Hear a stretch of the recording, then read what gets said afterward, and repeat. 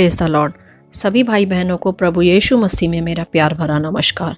आज मैं आपके लिए बाइबल से रूत की पुस्तक का संक्षिप्त विवरण लेकर आई हूँ। तो चलिए दोस्तों, हम इस वीडियो को स्टार्ट करते हैं। बहुत समय पहले मोआब देश में नओमी नाम की एक स्त्री रहा करती थी। वह स्त्री पहले अपने पति एलीमेलेक के साथ बैतलहम में रहा करती थी। तब वहाँ अकाल पड़ा। तब नओमी और उसका पति मोआब देश को रहने के लिए चले गए। उनके 2 पुत्र भी उनके साथ रहते थे। एक दिन नओमी का पति एलीमेलेक मर गया। तब वह अपने पुत्रों के साथ अकेली रह गई। तब नओमी ने अपने दोनों पुत्रों का विवाह मोआबिन स्त्रियों से किया। एक का नाम ओरपा था तथा दूसरी का नाम रूत था। एक समय ऐसा हुआ कि नओमी के दोनों पुत्र भी मर गए। तब नओमी बिना पति तथा बिना पुत्रों के हो गई तथा केवल उसकी बहुएं उसके साथ रह गई। तब एक रोज नओमी को खबर लगी, यहोवा ने बैतलहम वासियों की सुधि ली है।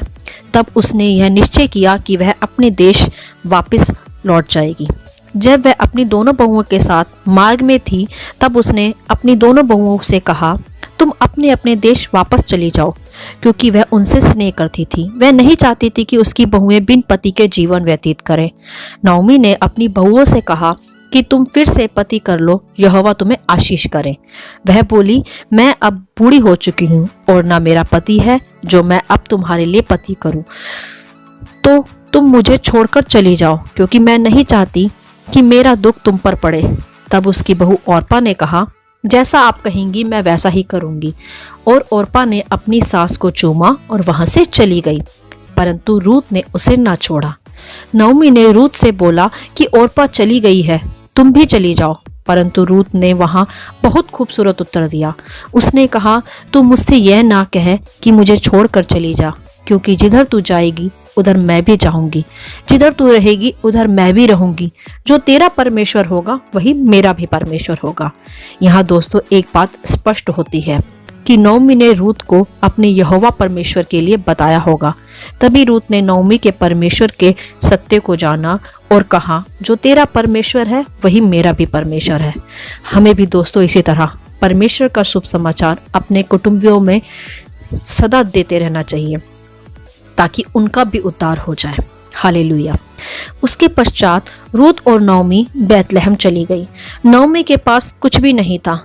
वह छूछे हाथ खाली हाथ बैतलहम में वापस आई, जहां उसके कुछ पड़ोसियों ने उसे खाने पीने को दिया, उसकी सहायता करी।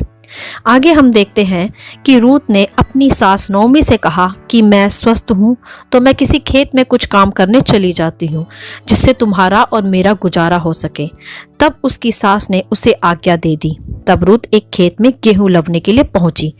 जिस खेत में वह गई वह संयोगवश नओमी के कुटुंबी बोआज का खेत था।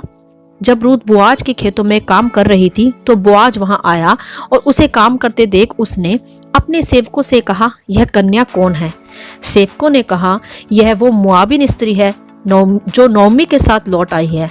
तब बोआज ने रूत से कहा, किसी दूसरे के खेत में ना जाना, वरन यहीं इस खेत में गेहूं बटोरना। और यह भी कहा कि इसी खेत पर ध्यान देना, इसके ही पीछे चलती रहना। यहाँ तुझे कोई तंग ना करेगा। जब तुझे प्यास लगे तो तू यहीं के कुएं से पानी पी सकती है। इस वाक्य में हमें यह देखने को मिलता है दोस्तों कि जैसा बोआज ने रूत पर अनुग्रह किया और उस पर अपनी दृष्टि की, वैसे ही मेरे प्रियो प्रभु में समर्पण करने वालों पर तथा उसकी बाट जोने वालों पर प्रभु परमेश्वर भी अपनी दृष्टि रखता है तथा उनकी हर जरूरतों को बलिपूर्वक पूरी करता है। इसके उपरांत बोआज की इस दया की दृष्टि पर रूत ने पूछा कि तूने मुझ पर इतनी करुणा क्यों की? तो बोआज ने उसे उत्तर दिया कि मुझे पता चला है कि तूने अपने पति की मृत्यु के बाद भी अपनी सास को नहीं छोड़ा तथा तू उन लोगों में आई जिन्हें तू पहले नहीं जानती थी। यहोवा तुझे इसका पूरा प्रतिफल अवश्य देगा। रूत ने यहाँ उसका धन्यवाद किया और कहा कि तेरा अनुग्रह मुझ पर हुआ और तूने मेरी सुधि ली। इसी प्रकार दोस्तों हमें यहोवा परमेश्वर के अनुग्रह की दृष्टि का सदा धन्यवाद करते रहना चाहिए। इसके पश्चात हम देखते हैं कि बोआज ने उसे खाने के लिए बुलाया और अपने सेवकों से कहा कि इसे फूलों के बीच में से भी लवने दो और कुछ और भी वहां गिरा दो और उस पर कोई दोष मत लगाओ। यहाँ एक बात सीखने को मिलती है दोस्तों कि प्रभु परमेश्वर भी इसी तरह हमारे चाल चलन को देखकर प्रसन्न होता है तथा हमारे लिए उत्तम प्रबंध खुद ही करता है। इसके पश्चात रूत ने जो भी बीना उसमें से बचाकर वह अपनी सास के पास भी ले गई। तब नौमी ने पूछा, आज तूने कहाँ काम किया जहाँ यह दया तुझ पर हुई? तब रूत ने बताया कि वह बोआज के खेत में काम करती है। तब नौमी ने कहा, वह तो हमारा कुटुंबी है तथा उसे हमारी भूमि छुड़ाने का भी अधिकार है, यहोवा उसे आशीष दे। तब नौमी ने रूत को कहा कि यह अच्छा है, तू उसी खेत में जाया कर और इधर उधर मत जाना। और रूत अंत तक गेहूं बीनने बोआज के खेत में ही जाती रही। इस वाक्य से स्पष्ट होता है दोस्तों कि सदा हमें परमेश्वर के पीछे ही चलना चाहिए, कभी इधर उधर नहीं भटकना चाहिए, वरन अंत तक विश्वास योग्य रहना चाहिए। तब उसका अनुग्रह हम पर सदा के लिए बना रहता है। इसके पश्चात हम देखते हैं कि नौमी ने रूत से कहा कि मैं तेरे लिए कोई उत्तम मार्ग ढूंढती हूँ कि तेरा भला हो। उसने रूत से कहा, जब रात को बोआज खलिहाल में जो बीनने को जाए तो तू वहां स्नान कर, तेल लगाकर, अच्छे वस्त्र पहनकर वहां जाना, और जब वह खा पी चुके तो अपने को उस पर प्रकट करना। रूत ने वैसा ही किया जैसा उसकी सास ने कहा।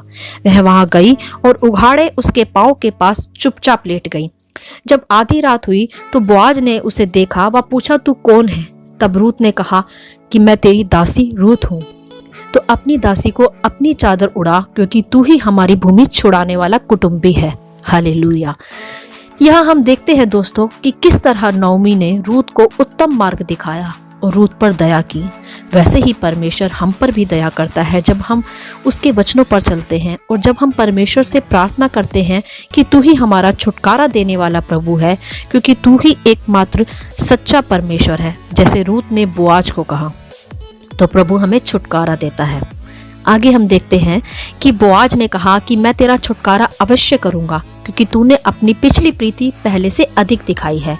तू किसी अन्य धनी व्यक्ति के पीछे नहीं गई अपने भोग विलास के लिए, वरन मेरे पास आई है। मैं तेरा अपने भोग विलास के लिए भी नहीं गई, वरन मेरे पास आई है। मैं तेरा छुड़ाने वाला हूँ। वरन एक और भी है जिससे हमें छुटकारा कराना होगा। ऐसे ही दोस्तों परमेश्वर में प्रीति रखने चाहिए, शैतान की रीतियों में फंसना नहीं चाहिए, किसी भी अन्य लालच के भरमाए में नहीं आना चाहिए। तो परमेश्वर हमें शैतान के हाथों से छुड़ाता है, जिसने इस जगत में हम पर अधिकार रखा हुआ है। तब बोआज ने उसे जो नाप कर दी उसकी चादर में जो रूत ने ओढ़ी हुई थी।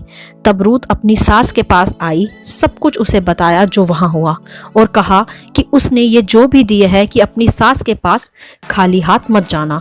नौमी ने बोला कि चुपचाप रह, वह पुरुष आज यह काम पूरा करेगा।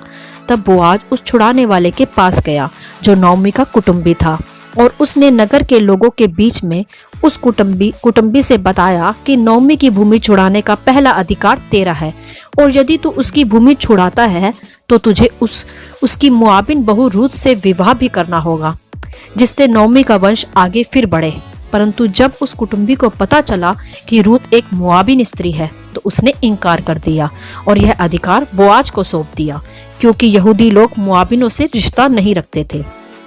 इज़राइल देश की एक प्रथा थी कि छुड़ाने के विषय में कि मनुष्य अपनी पैर की जूती उतारकर उस मनुष्य को दे देता था जो छुड़ाने का दूसरा अधिकार रखता था। इसी प्रकार उस कुटुंबी ने अपनी जूती उतारकर बोआज को दी। तो बोआज ने पंचायत के सामने यह स्वीकार किया, जो कुछ एलीमेलेक का है उसे मैं मोल लेता हूँ। तथा बोआज ने रूत को भी अपनी पत्नी के रूप में मोल लेने की साक्षी दी और कहा, इसका नाम इसके वंश से मिट ना जाए, मैं इसे अपनी पत्नी स्वीकार करता हूँ, तुम सब इसके साक्षी हो। तब सबने कहा, हम साक्षी हैं। अब जो इस स्त्री के द्वारा संतान उत्पन्न होगी उससे तेरा घराना बढ़े। तब बोआज ने रूत से विवाह किया, और जो उससे संतान उत्पन्न हुई उसका इज़राइल में बड़ा नाम ठहरा। जी हाँ दोस्तों, ये बात जानना बहुत जरूरी है कि रूत असल में दाऊद की परदादी बनी। हालेलुया। इस पूरी पुस्तक का संक्षिप्त सारांश यह है दोस्तों कि जब हम परमेश्वर में हर एक परिस्थिति में अड़े और खड़े रहते हैं और किसी भोग विलास की चाह में भटक नहीं जाते और इधर उधर की शैतानी बातों में भरमाए नहीं जाते, तो परमेश्वर का अनुग्रह उचित समय पर हम पर होता है और वह हमें शैतान के बंधनों से छुड़ाकर आशीषों का वारिस बना लेता है। जैसा रूत ने किया, रूत ने अपनी सास को नहीं छोड़ा वरन आज्ञाकारिता में सदा उसके साथ बनी रही, सेवा टहल करी और बोआज को भी पूर्ण रीति से ईमानदारी से अपने आप को प्रकट किया। इसी रीति से रूत के जीवन ने सबको आशीष का मार्ग दिखाया। हमें इस पुस्तक से परमेश्वर के अनुग्रह को सीखना होगा। आशा करती हूँ कि आपको यह संक्षिप्त विवरण समझ में आया हो।